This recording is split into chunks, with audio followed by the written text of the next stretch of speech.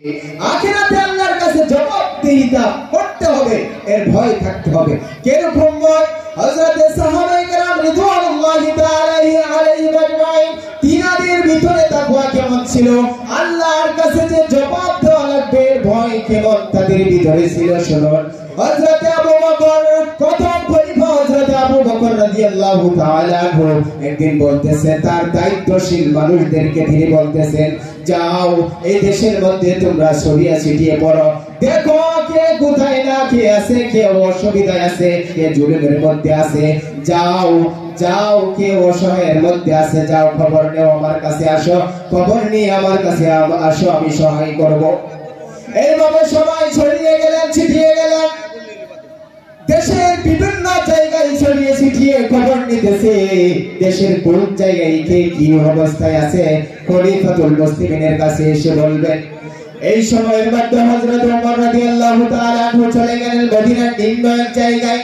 মদিনার একটি নিম্ন জায়গায়, পাহাড়ের উঁচু নিচু জায়গা, এরকম জায়গায় যখন চলে গেলেন, লোকজন বলতেছেন যে ওমর, এখানে একজন বৃদ্ধ মহিলা রয়েছে যে নাকি এরকমই অসল হয়ে গেছে, এরকমই বৃদ্ধ মহিলা হয়ে গেছে যে নিজের ঘরটাও নিজে ঝাড়ু দিতে পারে না, নিজে পানি আনতে পারে না, এত অসহায় হয়ে গেছে। যে হযরত ওমর রাদিয়াল্লাহু তাআলা আনহু এই মার দরজার মধ্যে গিয়ে লোক দিলেন, বলতেছেন কে আছেন ঘরে?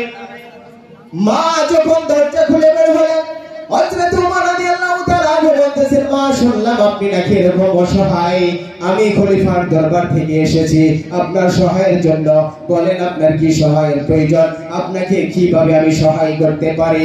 মা বলতেছে, শোনো, আমার যদি সহায় করতে হয় খলিফাকে তুমি বলে দিও যে মার ঘর ঝাড়ু দেওয়ার জন্য একজন চাকরের প্রয়োজন, আর পানি এনে দেওয়ার জন্য একজন লোক লাগবে।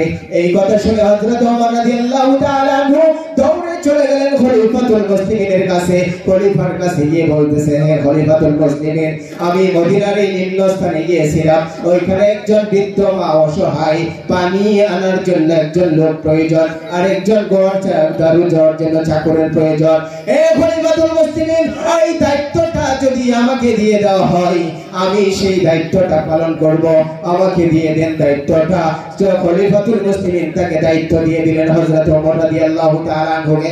ওমর রাদিয়াল্লাহু তাআলা আনহু পরের দিন সকাল বেলায় ফজর নামাজ পড়ে গিয়ে বুড়িমার দরজায় নক করলেন। নক করে বলতেছেন, বুড়িমা, খলিফাতুল মুসলিমিন আমাকে দায়িত্ব দিয়েছে আপনার ঘর ঝাড়ু দেওয়ার জন্য, আপনার ঘরে পানি এনে দেওয়ার জন্য, আপনার এই কাজগুলো করার জন্য এসেছি। বুড়িমা বলতেছে, তুমি আসার আগে কে জানি এসে এই কাজগুলো করে দিয়ে গেছে।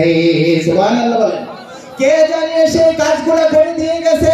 হযরত ওমর বলতেছেন, কি আশ্চর্য ব্যাপার, দায়িত্ব দেওয়া হয়েছে আমাকে, আমাকে জবাবদিহি করতে হবে, আমাকে দায়িত্ব দেওয়া হয়েছে, কে করলো? বলতেছে বুড়িমা, বলতেছে তাকে সাজেশ দিতেছে যে তুমি যদি আমার কাজ করতেই হয় তাহলে আরো আগে আসতে হবে। হযরত ওমর রাদিয়াল্লাহু তাআলা আনহু পরের দিন তাহাজ্জুদ নামাজ পড়ে এসে বুড়িমার দরজায় যখন নক করলেন, নক করার সাথে সাথে বুড়িমা বলতেছে, যুবক তুমি আজকেও দেরি করে ফেলেছো, আজকেও কে জানি এসে আমার কাজগুলো করে দিয়ে গেছে। খলিফাতুল মুসলিমিন বলতেছে, কি আশ্চর্য ব্যাপার, কে আসলো, কে করে দিয়ে গেল? পরের দিন তাহাজ্জুদের আগে ওমর রাদিয়াল্লাহু তাআলা আনহু পরিবার ঘরের দরজার পিছনে দাঁড়ায় আছে, আড়ালের মধ্যে দাঁড়িয়ে আছে, কে এই কাজগুলো করে দেখব।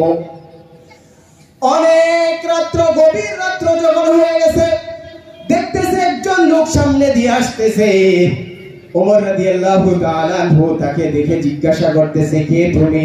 অপর দিক দিয়ে উল্টা জবাব আসতেছে, কে তুমি? ওমর, তুমি? আমি হলাম আবু বকর। আল্লাহু আকবার।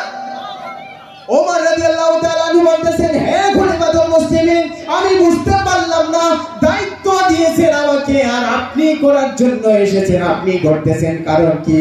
খলিফাতুল মুসলিমিন ডেকে বলে, হে ওমর, শুনো, এই দেশের খলিফা হলাম আমি, আমার শাসনের মধ্যে রয়েছে এই সমস্ত দেশ, এই দেশের শাসনকর্তা আমি, আমার দায়িত্বের মধ্যে রয়েছে। এই বুড়িমা অসহায়, এই বুড়িমা অসহায় হয়ে আছে, এই অসহায়ের কারণে কাল কিয়ামতের কঠিন ময়দানে আল্লাহ রাব্বুল আলামিনের কাঠগড়াই তোমাকে দাঁড় করানো হবে না, তোমাকে জিজ্ঞাসা করা হবে না। এর জন্য কাঠগড়াই কিন্তু আমাকেই দাঁড়াতে হবে, আমাকেই দাঁড়াতে হবে কাঠগড়াই জন্য। জবাবদিহিতার ভয়ের কারণে আমার দায়িত্ব আমিই করেছি, এই জন্য এই জবাবদিহিতার ভয় আমাদের প্রত্যেকের অন্তরে পয়দা করতে হবে। তাহলে সকল